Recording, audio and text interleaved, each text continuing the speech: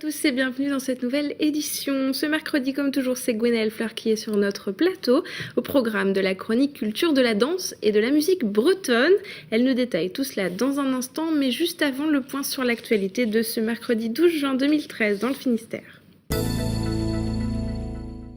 Avis aux usagers de la SNCF, les cheminots sont en grève. Ce jeudi, un mouvement qui risque d'être fortement suivi en Bretagne puisque l'on annonce un service minimum. La SNCF annonce un train sur deux, que ce soit pour les TGV ou les TER dans la région. La grève n'est pas reconductible. Le personnel proteste contre le projet de réforme ferroviaire du gouvernement, un projet qui prévoit le regroupement de la SNCF et de Réseau ferré de France.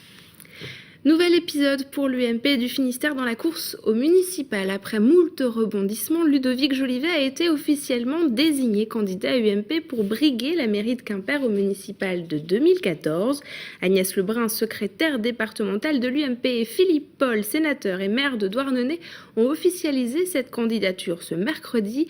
La commission nationale d'investiture de l'UMP a validé cette décision. Pour Brest, en revanche, rien n'est encore décidé. Laurent Prunier, seul candidat pour le moment déclaré, n'a pas été investi.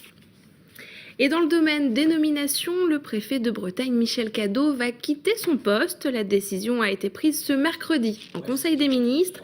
Il sera remplacé par Michel Strodal, le préfet de Corse.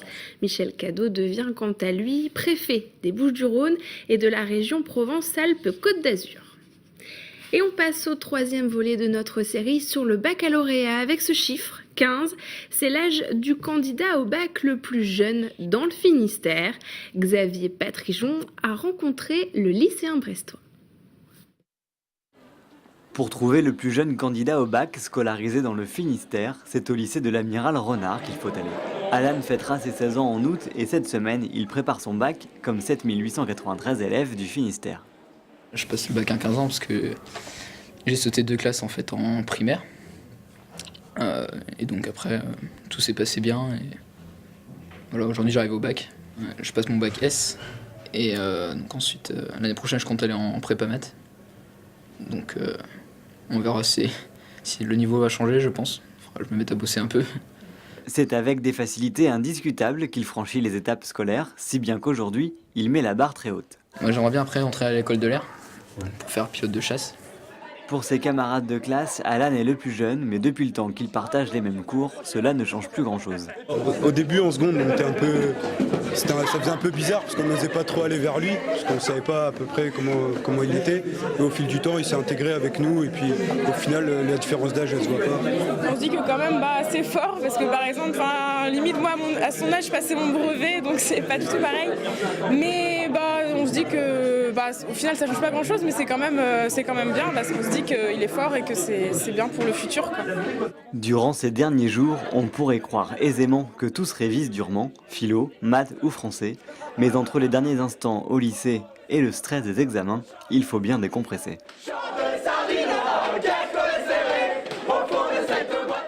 80 photos en noir et blanc, dont la plus vieille date de 1860. La nouvelle exposition du Musée national de la marine à Brest nous plonge dans l'histoire de l'arsenal avec ses clichés uniques et inédits. Coup d'œil avec Ghislain Fondevilla. Entre ces murs se cache tout un pan de l'histoire de Brest. Des photos prises entre 1860 et 1914 témoignant d'un passé presque oublié. Ces clichés présentent un arsenal disparu sur les bombes de 1944. On y voit toute cette évolution, toute cette révolution industrielle dans l'arsenal, sur tous les lieux de l'arsenal, puisque c'est une exposition qui se veut géographique, topographique, qui montre un peu tous les lieux, cette emprise immense de l'arsenal dans la ville et dans la Paimpfeld. Une Paimpfeld que l'on redécouvre 150 ans plus tard. Le gouvernement de l'époque avait ouvert des ateliers photographiques dans tous les arsenaux de France. Le ministre de la Marine pouvait ainsi suivre les travaux de modernisation de la flotte française.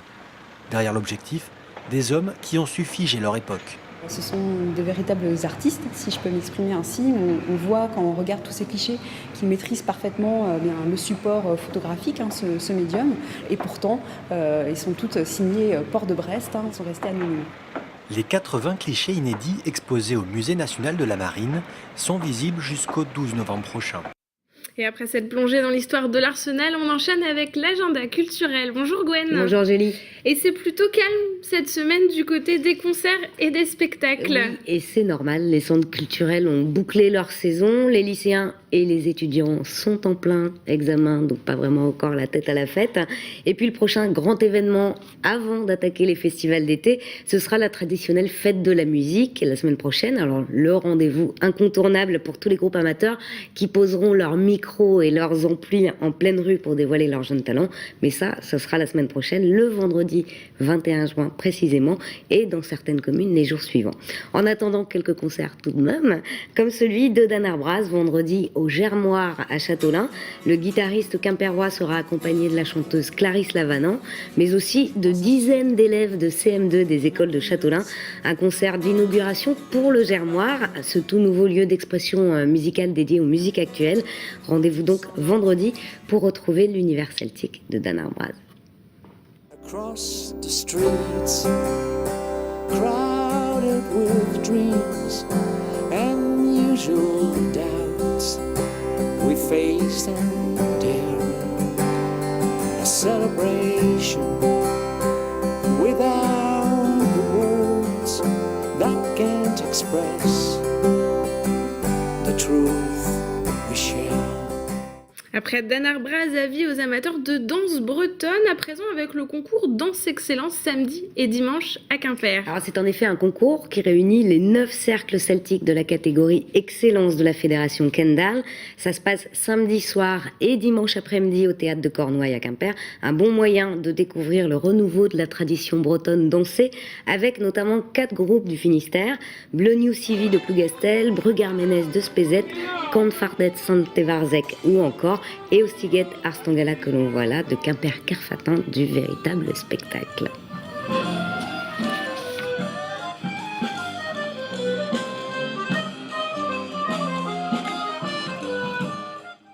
Alors, tradition aussi ce week-end à Plouvorne, mais pas seulement, avec la 2e édition de Gouel Broléon. Effectivement, on en a parlé la semaine dernière dans l'émission Quoi de neuf. Gouel Broléon s'est créé l'an dernier pour offrir au pays Léonard et plus largement au Nord Finistère un rassemblement de cercles et de bagadous. Il y en aura 8 dimanche à Plouvorne. 4 cercles et 4 bagadous pour des défilés, des démonstrations et un triomphe. Mais la nouveauté cette année, c'est la soirée de samedi avec 3 groupes résolument festifs. Albinonix pour ouvrir la soirée, les Groove Boys et leur reprise Disco Braze complètement délirante, et enfin en tête d'affiche Zebra et le Bagat Carrez qui démarrent leur tournée d'été avec leur rock qui bombarde. Comme un menhir dressé vers le ciel, comme ces pierres alignées dans l'axe du soleil, je sens ici une force inhabituelle, une ferveur ardente, universelle. Et maintenant, c'est moi, Bagad, Carrez, United, feel the storm and say oh. C'est moi, Bagad, Carrez, Sonic, feel the storm and say oh. C'est moi, Bagad, Carrez, United, feel the storm and say oh. C'est moi, Bagad, Carrez, Sonic, feel the storm and say oh.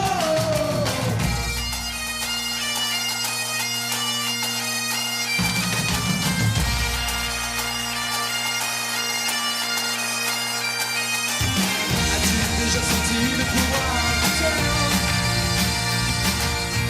As-tu vécu l'orgasme dans le Finistère? Alors viens mon ami, viens mon frère, et retournons là-bas. Et Gouel Broléon, rappelons-le, c'est samedi et dimanche à Plouvorne. Et puis évasion garantie dans un tout autre style samedi à Plougonvelin avec une journée polynésienne. Oui, il s'agit du gala annuel de l'association Braise Polynésia. Ça débute à 14h samedi à l'espace Kérodi de Plougonvelin, au programme de l'artisanat tahitien et de la danse polynésienne. Julie, vous pouvez sortir le pailléo et le soutien-gorge en noix de coco si le soleil est là, bien sûr.